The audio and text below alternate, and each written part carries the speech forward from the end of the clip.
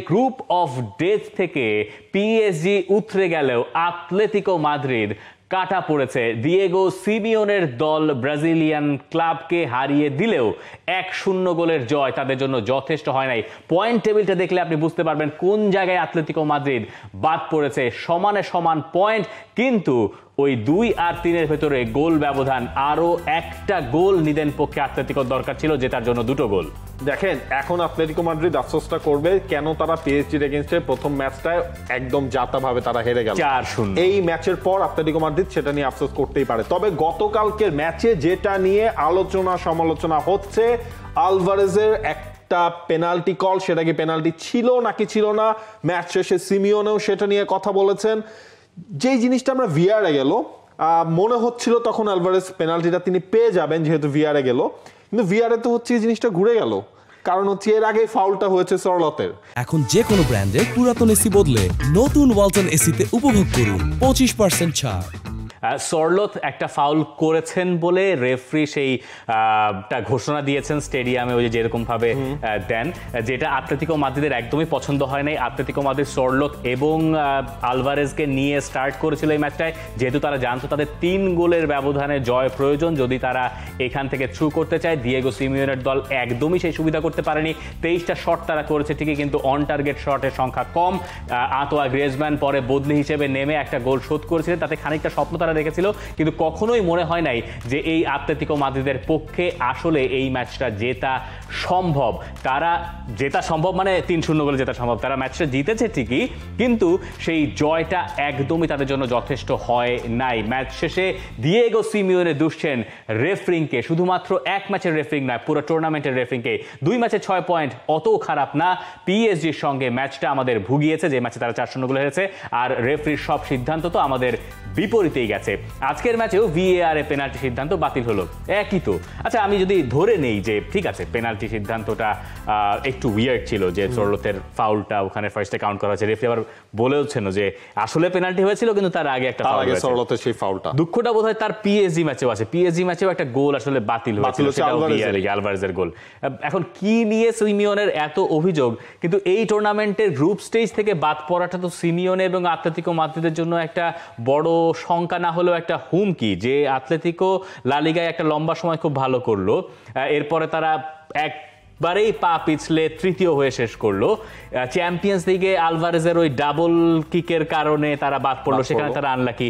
এখন এই হতাশা থেকে কি সিমিওনে কথা বলছেন কিনা, এই প্রশ্ন তো এখন বোধহয় তোলাই যায়। দেখেন, ওই ম্যাচের পরও হচ্ছে গিয়ে সিমিওনে কথা বলেছিলেন আলভারেজের সেই পেনাল্টিটা নিয়ে রিয়াল মাদ্রিদের এগেইনস্টে, এরপর এই ম্যাচের পরও কথা বলেন। কিন্তু আপনি একটা জিনিস খেয়াল করেন, আতলেতিকো মাদ্রিদ লাস্ট সিজনে যখন তারা মানে যা চেয়েছে সেই সাইনিং এ কিন্তু তারা করতে পেরেছে। একটা স্ট্রং মানে ধামাকা নিয়ে তারা মাঠে নেমেছিল লাস্ট সিজনের শুরুতে।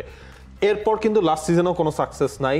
এই সিজনের ক্লাব বিশ্বকাপেও এখন পর্যন্ত সবচেয়ে বড় অঘটন যদি আপনি বলেন, সেটা হচ্ছে পিএসজি আতলেতিকো মাদ্রিদের থ্রু করতে না পারা এই গ্রুপ স্টেজ থেকে পরবর্তী স্টেজে। এটা কিন্তু আতলেতিকো মাদ্রিদ, ডিয়েগো সিমিওনে, তার ক্লাব, এই সব কিছুর জন্য একটা সাইন কিনা সেটাও কিন্তু আসলে সময় বলে দিবে। আমরা জানি না যে আতলেতিকো মাদ্রিদ খুব ডিফেন্স ভালো টালো করে, তাদের ডিফেন্স খুব সলিড, কিন্তু আপনি এই পুরো টুর্নামেন্ট জুড়ে যদি তাদের ডিফেন্সটাকেও বিচার করেন, ওই সিয়াটেলের সঙ্গে ম্যাচটা ধরার দরকার নাই, আপনি ধরেন পিএসজির সঙ্গে, মানে আপনি যখন ডিয়েগো সিমিওনে আর আপনার দল যখন আতলেতিকো মাদ্রিদ, আপনি 4-0 গোল খাবেন, মানে 4টা গোল খাবেন, যতই তারা ইউরোপিয়ান চ্যাম্পিয়ন হয় হন না কেন, মানে এটা তো আসলে মানার মতো না। এরপরে কালকের ম্যাচে যদি আসেন, বোতাফোগো একদম পারফেক্ট প্ল্যান নিয়ে নেমেছে, তারা ডিফেন্স একটা ডিসপ্লে দেখিয়েছে। তারা আসলে আতলেতিকো মাদ্রিদ যা করে সেটা তারা আতলেতিকো মাদ্রিদের এগেইনস্টে করে দেখিয়েছে। ইগোর হেসুস এমন কয়েকবার গেছে যে নিজেই গোল করে বসতে পারতেন। অবলাকের একটা দুর্দান্ত সেভ ছিল, নাহলে এটা আরো আগেই তারা ওই ম্যাচে ছিটকে যেতে পারতো। এই সব নেগেটিভিটির ভেতরে একটা ভালো দিক যদি আপনি খুঁজে বের করতে চান আতলেতিকোর জন্য, যে প্লেয়াররা এখন বাড়ি পেরে একটু বিশ্রাম পাবে। এখন এই বিশ্রামটা আতলেতিকোর দরকার ছিল কিনা সেটাও একটা কথা, কারণ তারা তো চ্যাম্পিয়ন্স লিগে ফাইনাল খেলা নেই, অনেক আগেই বাদ পড়ে গেছে, তারা বিশ্রামের ভেতরে কম বেশি ছিল। কিন্তু আমার মনে হয় সিমিওনের সময়টা ফুরিয়ে আসছে কিনা, এই সিজনে যদি কিছু একটা খুব ভালো কিছু না করতে পারে আতলেতিকো মাদ্রিদ, সেই প্রশ্ন বোধহয় কেউ তুললে খুব একটা অযৌক্তিক বোধহয় হবে না। দেখেন, এই ম্যাচেও কিন্তু সরলত তিনি ছিলেন হচ্ছে গিয়ে মানে নাই, ছায়া হয়েছিলেন অলমোস্ট। সরলতের কাছ থেকে কিন্তু ওই পারফরমেন্সটা আতলেতিকো মাদ্রিদ এখনো পাচ্ছে না, যেটা আলভারেজের কাছ থেকে তারা পাচ্ছে। সরলতকে ফার্স্টে স্টার্ট করানোটা কি একটা মানে অদ্ভুত, হ্যাঁ, মানে এটাই তো আপনার একটু অবাক করেছে। আবার দেখেন, গ্রিজমান নামার পর কিন্তু তিনি 87 মিনিটে সেই গোলটা করলেন। করেছেন এবং একটা সময় মনে হচ্ছিল যে মানে এই ম্যাচটা চেঞ্জ করার জন্য 70 মিনিটসের পরে যে আপনি নতুন কাউকে নামাবেন সেই রকম একটা প্লেয়ার আসলে সেই অর্থে খুঁজে পাওয়া যাচ্ছিল না। এখন হতে পারে গরম টরম লম্বা সিজনের অনেক দোহাই দেখানো যেতে পারে, কিন্তু ওই 4-0 গোলের হারটাই তাদের 12টা বাজিয়ে দিয়েছে। অন্যদিকে পিএসজি তারা তাদের মতোই আছে, তারা যদিও মানে ফার্স্ট হাফ পর্যন্ত একটু দোলাচলে ছিল, কারণ এই গ্রুপ থেকে 3টা দলেরই যাওয়ার সুযোগ ছিল নকআউট পর্বে। শেষ পর্যন্ত পিএসজি ম্যাচটা জিতে নিয়েছে।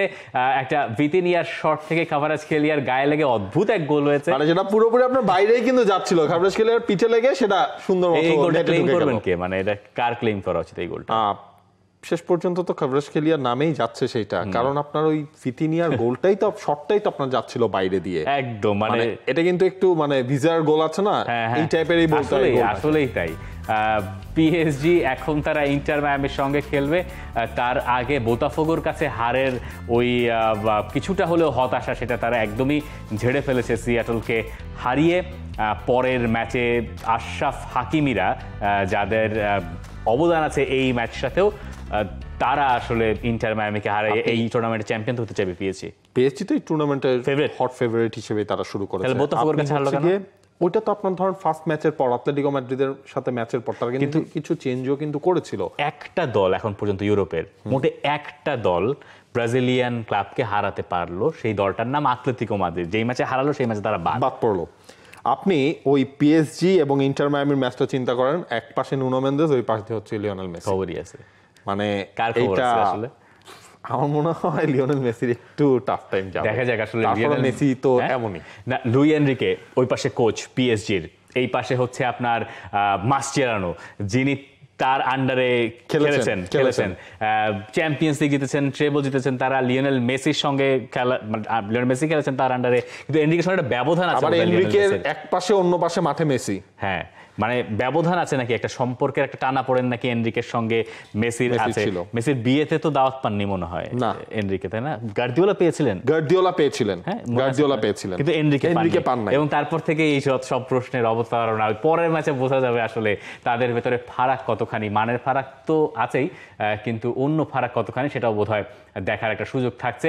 For more updates, subscribe to our YouTube channel and click on the bell icon. Follow us on Facebook and Instagram. Download T-Sports app to enjoy exciting games and highlights. Visit tsports.com.